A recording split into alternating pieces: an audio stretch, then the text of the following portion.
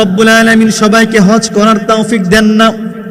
আল্লাহ রব্বুল আলামিন আবার অনেক গরিব অসহায় মিসকিন আছে, এদেরকেও হজ করার উমরা করার তৌফিক দান করে। আবার অনেক সম্ভ্রান্ত পরিবারের ব্যক্তিদের হজ করাও সৌভাগ্য হয় নাই। অনেক সামর্থ্যবান ব্যক্তিদেরও এখনো উমরা করার, এখনো হজ করার তৌফিকটুকু হয় নাই।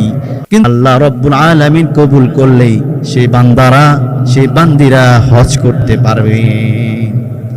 হজটি একটি মহা একটি ইবাদত, আর্থিক এবং শারীরিক একটি ইবাদত।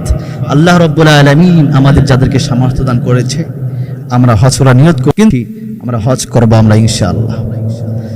আমার প্রিয় ভাইয়েরা, হজ আমাদেরকে শিক্ষা দেয়। আল্লাহ রব্বুল আলামিন কুরআনুম মাজিদের 2 নম্বর সূরা আল বাকারার 197 নম্বর আয়াতে আল্লাহ রব্বুল আলামিন বলছেন, ফালা রাফাসা ওয়ালা ফুসুকা ওয়ালা জিদালা ফিল হজ্জ।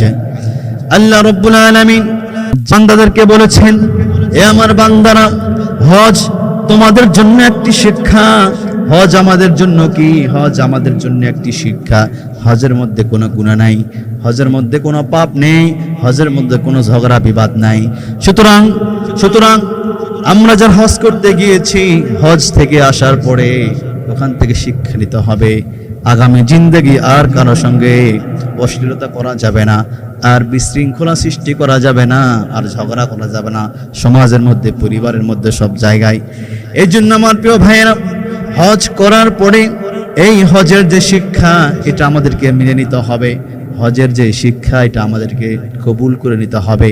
আগামী জিন্দেগি হজ করে আসলাম, আগামী জিন্দেগিতে আর ঝগড়া ফাসাদ অশ্লীলতার মধ্যে যুক্ত হওয়া যাবে না। হজ আমাদেরকে শিক্ষা দেয়। আমার প্রিয় ভাইয়েরা, আল্লাহর নবী জনাবে মুহাম্মদুর রাসূলুল্লাহ সাল্লাল্লাহু আলাইহি ওয়াসাল্লাম তিনি ইরশাদ করেন, যে ব্যক্তিগুলো আল্লাহ রব্বুল আলামিনের সন্তুষ্ট অর্জনের জন্য যে ব্যক্তি হজ করে, আল্লাহ রব্বুল আলামিন ওই বান্দাদের জিন্দেগির তামাম গুনাহগুলিকে মিটায়া দেয়।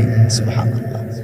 যে বান্দা, যে বান্দিরা আল্লাহ রব্বুল আলামিনকে খুশি করার জন্য, আল্লাহ রব্বুল আলামিনের সন্তুষ্ট অর্জনের জন্য যারা হজ করে, আল্লাহ রব্বুল আলামিন ওই বান্দাদেরকে মাসুম হিসাবে মঞ্জুর করে নেয়। সুবহানাল্লাহ। আল্লাহ রাব্বুল আলামিন বলেছেন, মানুষের মধ্যে হজের ঘোষণা করে দাও, মানব জাতির মধ্যে, মানুষদের মধ্যে হজের ঘোষণা করে দাও, আর তোমরা হজ করবা পায়ে হেঁটে এসে। তোমরা হজ করবা কিসে করে? এসে, পায়ে হেঁটে এসে। আমার প্রিয় ভাইয়েরা, হজ করতে হবে আল্লাহ রাব্বুল আলামিন সন্তুষ্টি অর্জনের জন্য। আর যে আমার প্রিয় ভাইয়েরা, প্রিয় বন্ধুরা, আপনারা যারা হজ করতে যাবেন, হজের ওয়াজিব, হজের সুন্নাতগুলো, হজের ওয়াজিব সম্পর্কে জ্ঞান আমাদেরকে অর্জন করতে হবে।